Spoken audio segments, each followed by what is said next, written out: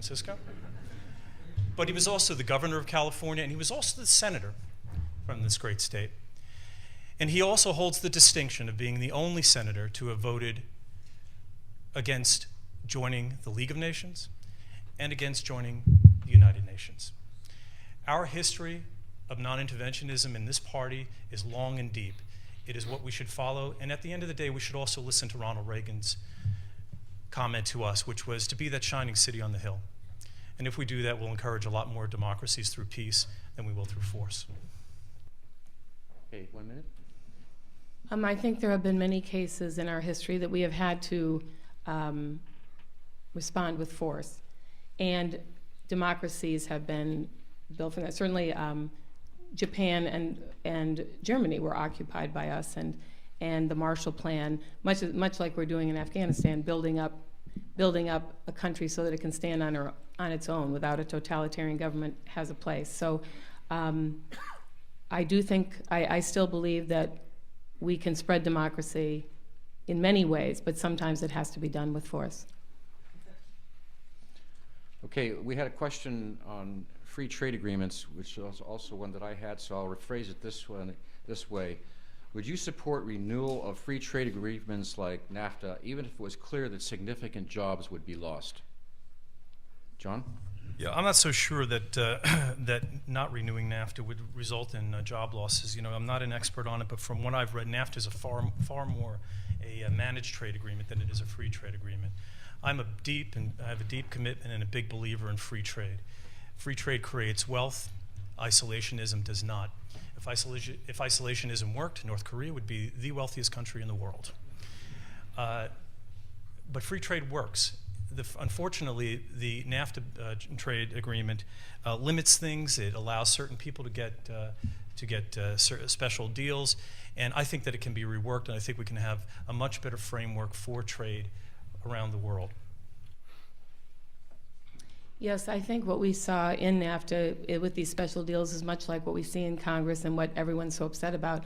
I think that in the last year, especially, we've come as a country to understand that we do have to be able to understand the laws, things like NAFTA, agreements like NAFTA, that we have to be able to have them be transparent. That has been promised to us, but it has not yet been delivered.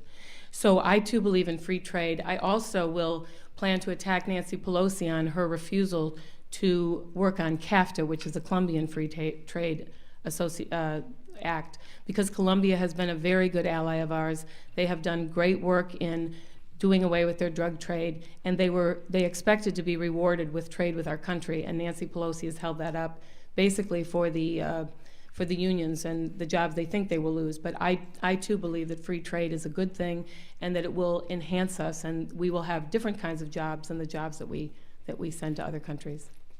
Okay, there was a question from the audience also. I'll phrase it this way. This question's about our policy towards Israel. What should be the U.S. policy towards Israel, the proposed Palestinian state, and more immediately, new settlements in the West Bank? Dana? My understanding is that basically the Israeli government has given up far more than the Palestinians have, and we're at a point now where the United States government is pretty much siding with the Palestinians and not so much with Israel. Just a few weeks ago, we saw that President Obama would not even be photographed with Benjamin Netanyahu. That was a very disturbing situation for Israel, and it sends a very bad mixed message. There have been agreements in place, and again, it is the Israelis that have given far more than the Palestinians. What I think they're most concerned about right now is that they're going to have a land that they're not even sure they're going to have defensible borders. So these are things that will have to be worked out, but I think it's very important to understand that the message that the current administration is giving as regarded support for Israel has been very troubling to not just Israel, but other of our allies, I think. Yeah, I think Israel, of course, is an important ally, and it's an important democracy in the Middle East. And as I mentioned before, I think that we do far more to hurt Israel in its position by putting the handcuffs on it. We're constantly telling it what to do. And I have to admit, I'm not a big fan of foreign aid, but in this context, I think if we're going to give foreign aid to Israel, we should give it with no strings attached. We give aid here in this country to lots of folks, and we don't tell them how to live their lives.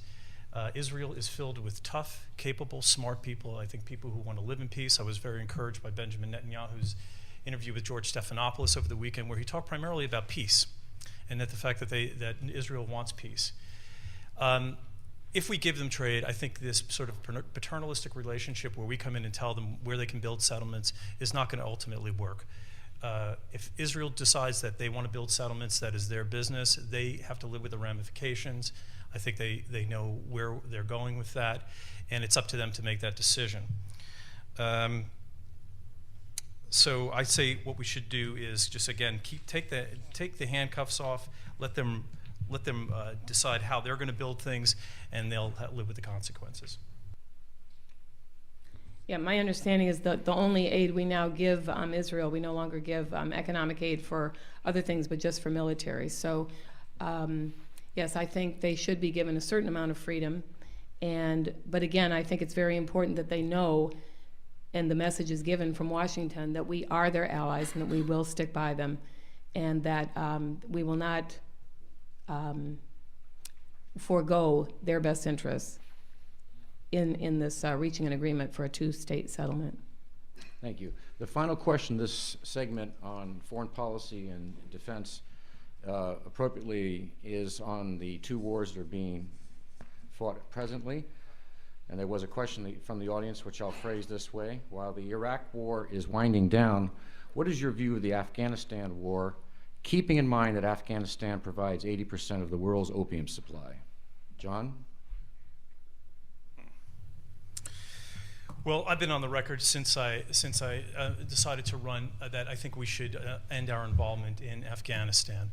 It's a war that's gone on for a long time now. It's now currently the longest war that we've had in U.S. history. We had every right. We might not have done it the way I would have preferred at the beginning, but we had every right to go in after Osama bin Laden. And we unfortunately have been there, I think, far too long. Since I made my announcement that I was running and came and announced that position, I'm happy to say that a number of conservative columnists and politicians have also come out and joined me. George Will, Tony Blankley, media conservative person Joe Scarborough, Michael Savage, of all people, Lieutenant Colonel and current U.S. Senate candidate Chuck DeVore, who spent a lot of time with Charlie Wilson back in the 80s there in Afghanistan. Current U.S. Congressman Tom McClintock and Dana Rohrabacher, another person who spent time there in Afghanistan. Interesting article in, of all places, The Nation, recently talked about how Dana Rohrabacher and Tom McClintock said that the majority of the Republican caucus in Washington, D.C. would like to end our involvement in Afghanistan. They are waiting for a signal from the voter base, frankly. So hopefully we'll send them that message this time around.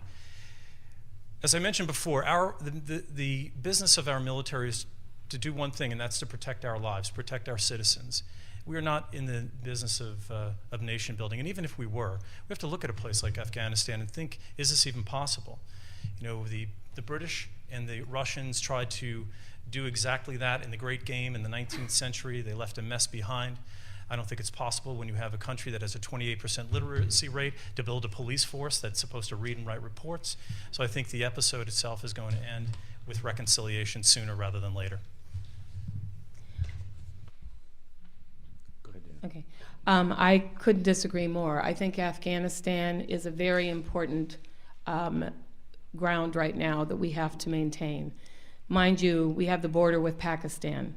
Pakistan has nuclear weapons. If we create a vacuum in Afghanistan, that vacuum will be filled, and it will make it harder for Pakistan to defend its border if the Taliban and Al-Qaeda have safe haven in Afghanistan. I think that's very clear.